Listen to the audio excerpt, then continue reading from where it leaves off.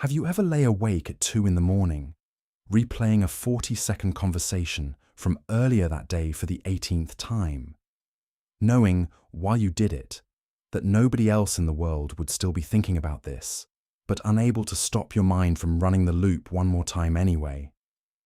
We've all felt misunderstood in a relationship. And anyone who has lived inside the particular exhaustion of a mind that will not stop analyzing the person they love knows the specific loneliness of a problem that nobody around you can quite see. That's why this channel exists. At the Relationship Blueprint, we name patterns that have been costing you sleep and peace and energy for years, usually patterns you didn't even know had names. And today, we're going to give a name to one of the most experienced, least recognized patterns in modern relationships. What most people call relationship overthinking is, in almost every case, anxious attachment running its loops on a nervous system that learned long ago that vigilance was love. There are 7 specific loops these systems run, and loop number 5 in particular is the one that wakes most people up at 3 a.m. I'll show you exactly what it is and how to break it at minute 9. By the end of this video, you'll know which loops are running in your mind, where they came from, and the specific interruption technique that finally lets you put the phone down and go to sleep, starting tonight. Welcome back to the Relationship Blueprint. Subscribe if you're new video every week. Now, let's talk about the most exhausting thing you've probably been doing for years without anyone telling you it has a name. Here is the reframe most people in your situation have never been offered. What you have been calling overthinking is not a thinking problem. It is an attachment pattern presenting as a thinking problem. The mental loops, the catastrophizing, the constant analysis of texts and tones and pauses. These are not signs that you are smarter than other people, more emotionally intelligent than other people, or more careful than other people. They are signs that your nervous system, very early in life, learned to track relational data with a level of precision that the world is no longer asking of you. Anxious attachment, as described in the work of Bowlby and Ainsworth, develops in households where love was real but inconsistent, sometimes present, sometimes withdrawn, sometimes warm, sometimes cool, with no clear pattern the child could predict. Faced with that uncertainty, the developing nervous system did the only thing it could. It became excellent at monitoring. It got good at reading the smallest shift in tone, the slightest change in micro-expression, the faintest hint of withdrawal. Because in that household, that vigilance was the difference between being held and being abandoned. That vigilance becomes the architecture of how you love as an adult. And what feels like overthinking, the way your mind constantly runs loops about your relationship, is actually that childhood monitoring system, still online, still trying to keep you safe, scanning a relationship that probably doesn't need this level of surveillance at all. Overthinking is not the disease. It is the symptom. The disease is a nervous system that learned long ago that love had to be tracked to be kept, and that the tracking is what kept you safe. Calling it overthinking treats the surface. Calling it attachment lets you finally touch the root. Stay until loop 5, the 3 a.m. scenario rehearsal. That's the loop that wakes most people up in the middle of the night. It looks like worry. It is actually something else entirely. I'll show you what it really is, and the single technique that breaks it at minute 9. Loop 1, the text forensic loop, linguistic decoding without resolution. The loop, your partner sends a message, you read it once, you read it twice, you read it a 5th time, looking for shifts in tone, missing punctuation, the absence of an emoji that was there yesterday. The text says, Sounds good. You've spent 8 minutes analysing it. What it actually is. Your nervous system is treating the text as forensic evidence, data that must be decoded for what it might mean about whether you are still safe in this relationship. The analysis is not curiosity. It is hypervigilance disguised as careful reading. The psychology, hypervigilance to attachment cues, the unconscious scanning of language for signs of disconnection, is one of the most documented behaviours in anxious attachment research. The skill was developed in childhood as a survival adaptation. The pattern just doesn't know that adult communication is rarely the threat it once was. Here is the loop breaker. Read each message exactly once. Respond if needed, then put the phone down. The compulsion to reread is the anxiety asking to be soothed by certainty, and certainty never comes from analysis. The cure is in not returning. Loop 2. The response time loop, calculating the meaning of minutes. The loop. Your partner usually replies within an hour. Today, it's been 3 hours. You can feel something shifting in your stomach, your chest. You try to focus on what's in front of you, but a part of you is running calculations in the background. Why now? Why this long? What does it mean? Should I text again? Will that look needy? What it actually is. Your nervous system is treating time itself as a threat signal. The gap between messages has become a quantifiable measure of how much they care, even though you intellectually know that timing has dozens of innocent explanations. The loop runs because your nervous system was trained to treat absence as the most reliable warning of withdrawal. The psychology. In Ainsworth's strange situations studies, anxiously attached, children responded to even brief separations with profound dysregulation, and crucially, were not soothed even after reunion. The adult version is identical. Even after the text arrives, the loop doesn't fully close. Part of you is already bracing for the next gap. Here is the loop breaker. When you notice the loop start, name it out loud. My body thinks something is wrong because they haven't replied. Nothing is actually wrong. This is not denial. It is information your nervous system needs to begin separating present reality from past learning. Loop 3, the tone audit loop, rerunning the conversation for signs of withdrawal. The loop. After a perfectly normal conversation with your partner, you walk away replaying it for tonal shifts. Were they quieter than usual? Did they seem less interested? Was their warmth slightly off? You can't put a finger on it, but something feels different. You spend the rest of the evening turning the conversation over in your mind, looking for the moment it shifted. What it actually is. Your nervous system is doing post hoc forensic analysis on a normal interaction, looking for evidence that the disconnection you fear has already begun. The audit is not memory. It is a search for confirmation of an outcome you've been bracing against, and the search will almost always find something, because conversations are never perfectly consistent. The psychology. Attachment researchers call this confirmation bias for rejection, the tendency of an anxious nervous system to selectively notice and amplify any data that could be read as withdrawal, while filtering out neutral or positive signals. The bias is not a thinking failure. It is the brain doing what it was trained to do. Here is the loop breaker. When you catch yourself running the audit, ask one question. What positive moments from this conversation am I leaving out? Then list 3. The audit cannot survive the deliberate retrieval of the data it was filtering out. Loop 4. The bedtime replay loop, the unfinished evidence room. The loop. The lights go out, Your partner falls asleep within 5 minutes.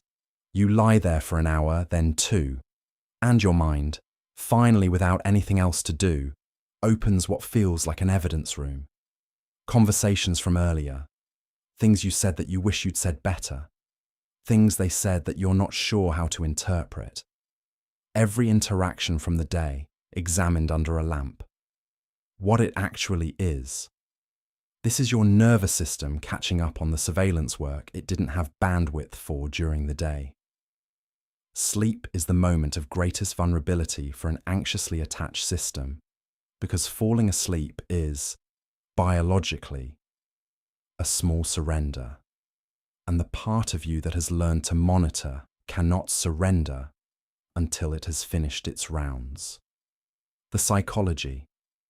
Sleep researchers studying attachment have found that anxiously attached adults consistently take longer to fall asleep, wake more often, and show measurably elevated cortisol at night.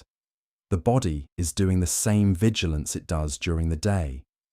It just has nowhere to put it once the relational world has gone quiet. Here is the loop breaker. Keep a small notebook by your bed. When the replay starts, write down one sentence, the most pressing thought, captured. The act of writing it externalizes the data. Your nervous system can stop holding it because it now lives on paper. Most loops cannot survive this transfer. They run because they are being held. Loop 5, the 3 a.m. scenario rehearsal, the loop that disguises grief as worry. Loop 5, the one I told you about. This is the loop that wakes most people up in the middle of the night, and it is the most misunderstood loop in this entire video. Pay close attention here, because if this one lands, it changes how you treat your own mind permanently. The loop. It's 3 a.m.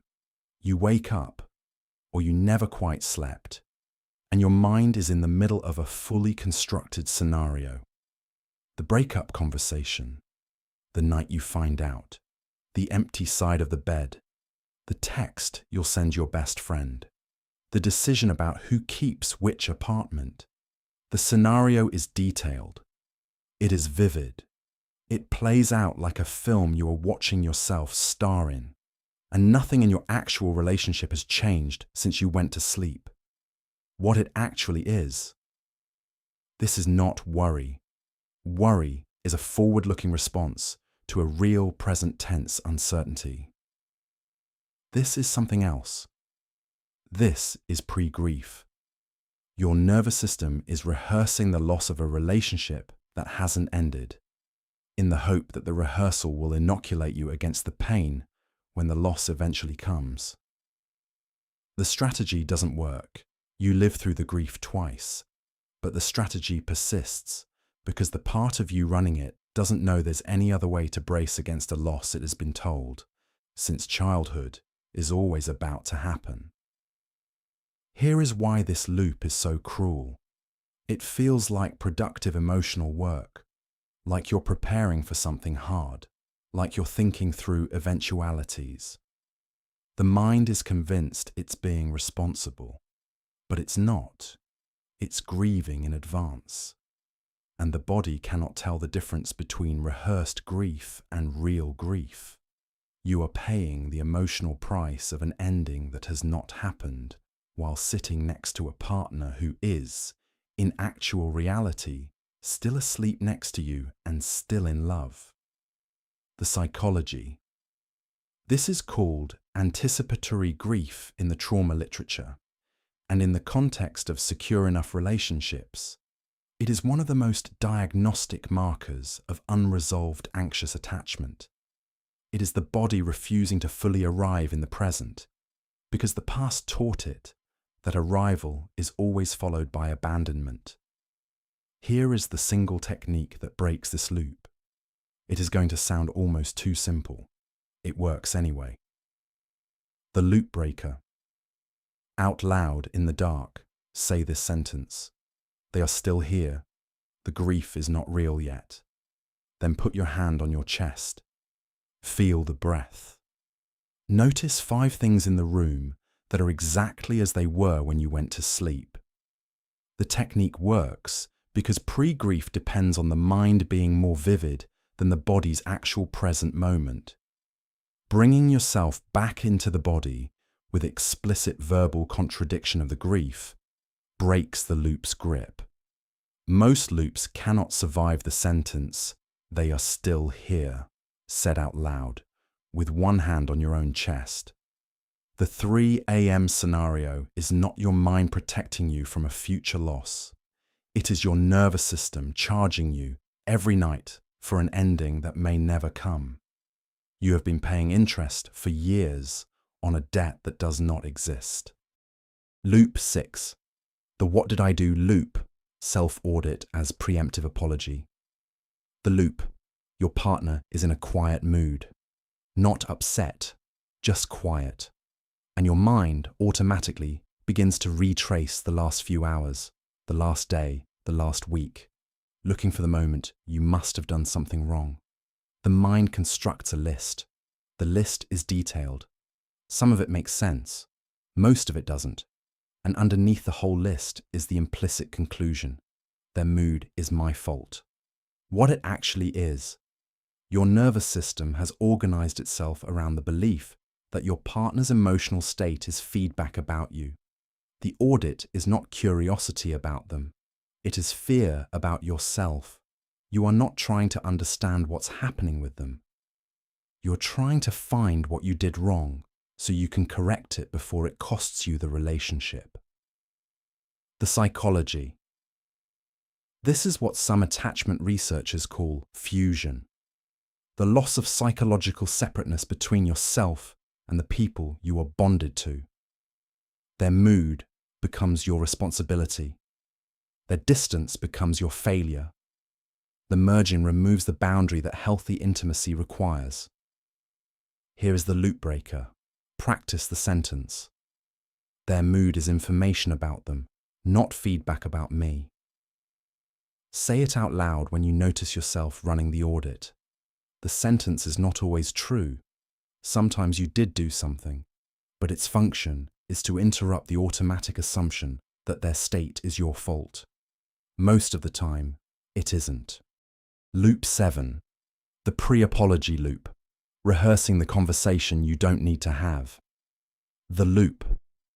Before any difficult conversation, or before any conversation that might possibly become difficult, you find yourself rehearsing it, constructing the opening, anticipating their reaction, planning the response to their response. Sometimes you do this for hours before a conversation that ends up being 2 sentences long. The rehearsal is detailed, it is exhausting, and it almost never matches the actual conversation when it happens. What it actually is. Your nervous system is trying to control an outcome by predicting every possible variation of the interaction in advance. The rehearsal is not preparation. It is a sophisticated, exhausting attempt to remove uncertainty from a moment that has not yet happened. Because your nervous system has learned that uncertainty in connection is unsafe. The psychology. This pattern is most pronounced in people who grew up in households where emotional reactions were unpredictable, where the wrong word at the wrong moment could trigger a disproportionate response. The adult mind keeps rehearsing because the child once learned that the cost of being unprepared was enormous. Here is the loop breaker. Catch the rehearsal early. When you notice yourself constructing a conversation that hasn't happened, ask, "What am I trying to control by rehearsing this?" Then say, "I cannot control how this lands. I can only control what I say. The rest is theirs." Most rehearsals stop when their function is named. They run on the unconscious belief that they're necessary.